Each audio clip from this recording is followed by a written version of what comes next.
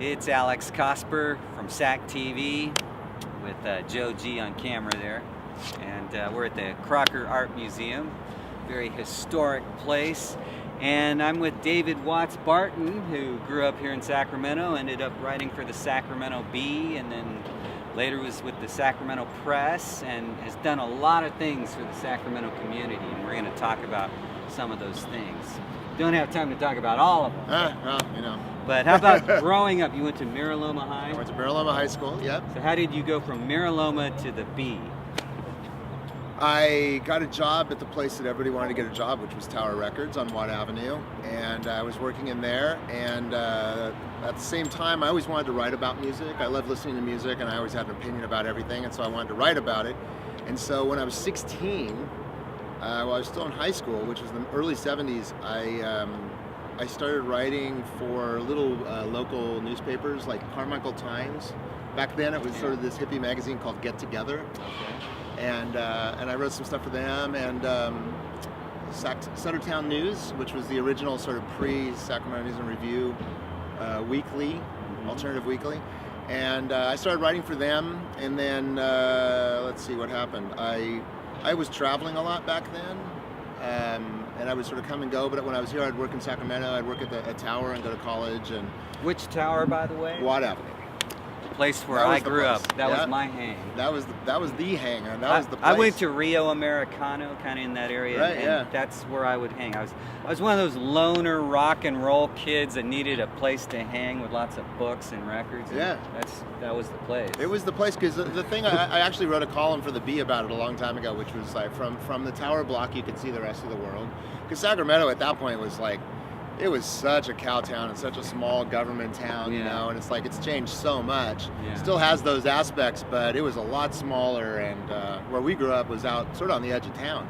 I mean, Rio Americano was they built that while I was in high school, as I recall. When Barbie Benton went there. Barbie Benton, that's right. Barbie Benton, wow. Became a Playboy model and Hugh Hefner's girlfriend, and all kinds of things. That's big time. Yeah. So that's anyway, world class, KJ. Anyway, getting back to your story.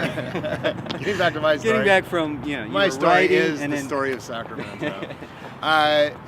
So I was working at Tower, and then I used to travel a lot. So I would like work for 8 months, 10 months, save up some money, and then I'd go to India, or go to Europe, or go to Southeast Asia. And when I came back, I hooked up with this guy, Mike Ferracci, who'd started this newspaper called Rock and Roll News, and it was every other week, and it was actually really cool, and it was one of the better alternative music papers in Northern California, and we used to cover all kinds of stuff. When I was 19 years old, my first interview was Patti Smith. Wow. So, and it was right when her first album came out, so I interviewed Patti Smith, and it was amazing. I interviewed like Bad Company and Sparks and Dave Gilmour and all these different people, and so that was my early when I was still a teenager. David Gilmour, what year was that? That was when his album came out, so that was a little bit later. That was when his solo album came out, so that would have been 86 or something like that. Okay. I was, I don't know. Because I was writing... Pink Floyd, I read this on the RIAA.com website. They're really? the fifth... People read that website?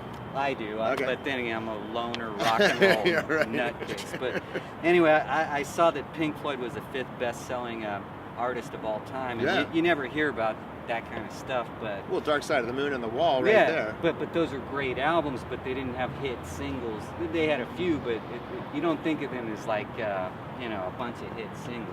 Well, because they were an art rock sort of underground band, but they definitely had hit singles. I mean, their first single was a hit single, "See Emily Play." Okay. With Syd Barrett psychedelic. In 1967. That was a number one hit, I think, in England, not the United States. Yeah, exactly. They were more underground here, but I mean, Money's a pretty big hit. You're right. Another Brick in the Wall is a pretty big hit. Number one. Yeah. Yeah. So. But I mean. But I know right, what you're saying. Right. They're not. They're an album band, a concept band. So what was your take? And they played in Sacramento in 1967, I believe. Wow. I think with Syd Barrett they played on, it might have been actually after Syd was kicked out. It might have been with David Gilmour, but they played on the Sound Factory, which is on Alhambra. Okay. And lots of bands played there. Yardbirds with Jimmy Page played there. Wow. There were a lot of people coming through town. So when did you become conscious of the local music scene? What era? I think the first local music album I remember actually was, I believe, by Crayon. It's funny that there's a band called Sister Corone now. Vickery. So Corone Vickery and a guy who I used Wayne. to work with, Wayne, right? I love that record, Carry Me Back. Yeah, they which played it on KXOA. I believe it was recorded by David Houston. That's right. That is exactly right. I've done a recorded lot of with him. recordings. In fact, I recorded some of my album at David's Okay, studio. but we'll get to your music in Oh, another segment.